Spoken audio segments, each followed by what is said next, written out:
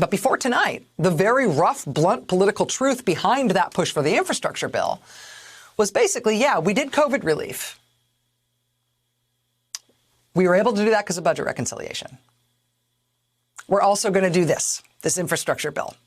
But then that's it. That's all we're going to be able to get to do, because we only get 2 bills that we can pass under budget reconciliation. COVID was first. This is the second thing, but then that's it. So let's make sure this one, the infrastructure one, is really good and it's got everything we want in it, because it is the last thing that will pass the Senate. As the last legislation that will get made in the Biden era, it is the last thing that President Biden will be able to sign.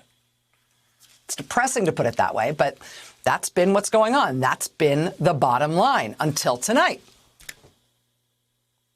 Tonight, the yips and whoops and OMGs coming from your local civic store teenager down the hall, those noises and exclamations were about this.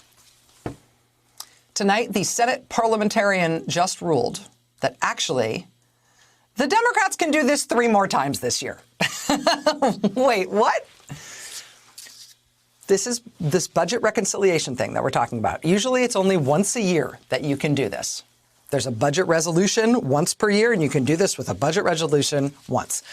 Schumer got very lucky, and was going to be able to use it twice this year because of a quirk about last year's budget resolution never going through.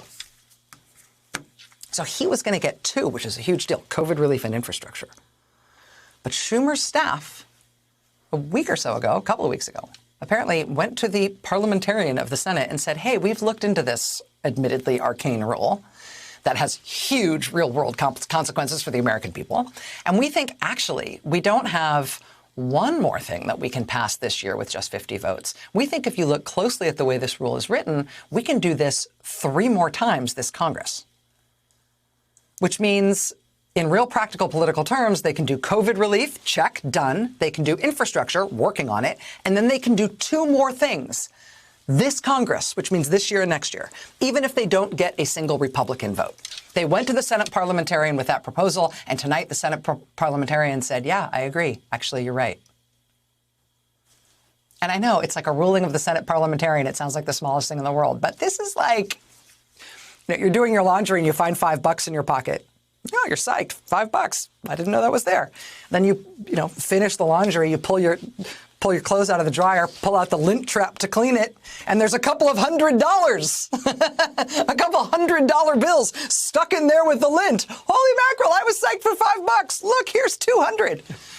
I mean, forgive me for geeking out about this. I know this is high-level Dorkarama territory in terms of the machinery of how politics actually works. But bottom line, this means the Democrats in the Biden administration can double the amount of stuff they want to get done and that they can get done.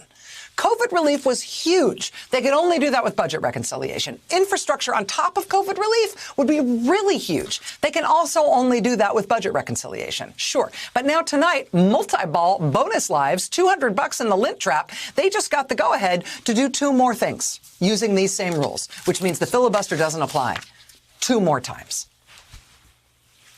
And yeah, I'm sure they would love it if none of this was necessary. Because at least some of the time, some Republicans would cross over and vote for stuff that they like. But that is just not the world we live in. The real practical truth is that the only way Biden and the Democrats can get anything done is to do it around the Republicans. And now they have a way to do that, a lot of that, if they can get it together to take advantage of this, this winning lottery ticket that just fell into their lap. Hey, thanks for watching our YouTube channel. You should know that you can follow today's top stories and breaking news and catch up on your favorite MSNBC shows all in one place. Download the NBC News app today.